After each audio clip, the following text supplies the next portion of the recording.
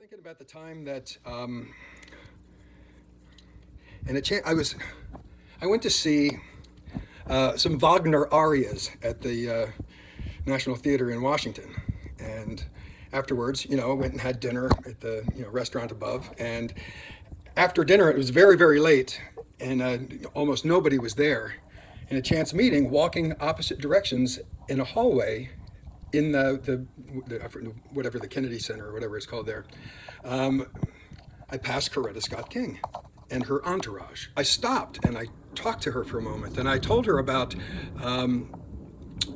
something that happened that made it certain that her husband's life wasn't given in vain. And I told her I had, just a few years before, in 1973, and this was probably 1979, or maybe 78. But I told her that just a few years before, I was at Boys Nation, and we elected the first black president in the history of the American Legion Boys Nation program. And that would portend to me that my generation is going to elect our first black president. And she hugged me. And that was my moment.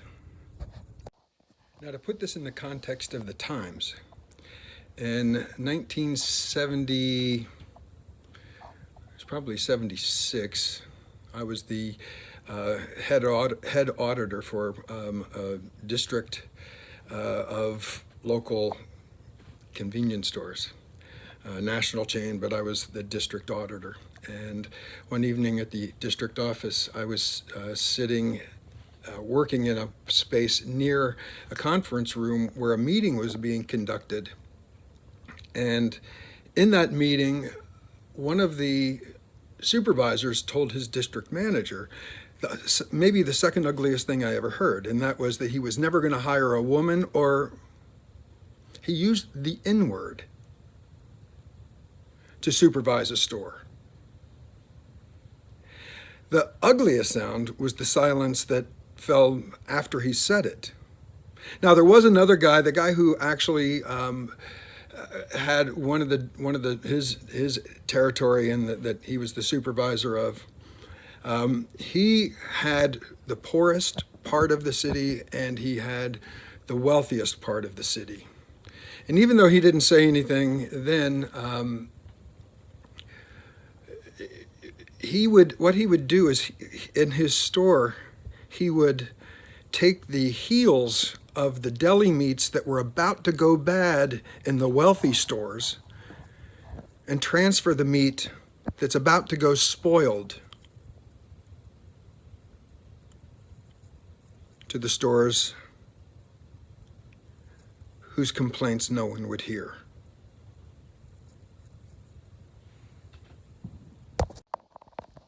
So as a contrast to much of the discussion today about how so far we still have to go, it's great that the conversation has come so far. In spite of all that's going on today and all of the things that are said and the deep-seated, deep-rooted feelings and all of that,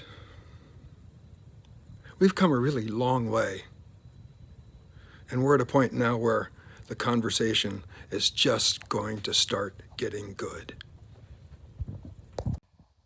When it comes to expanding opportunity and changing the qualities of life for all Americans equally through the opportunities of growth and advancement at the United States Postal Service, no entity in America, no company, no other public trust, no other example in America represents welcoming diversity like the United States Postal Service.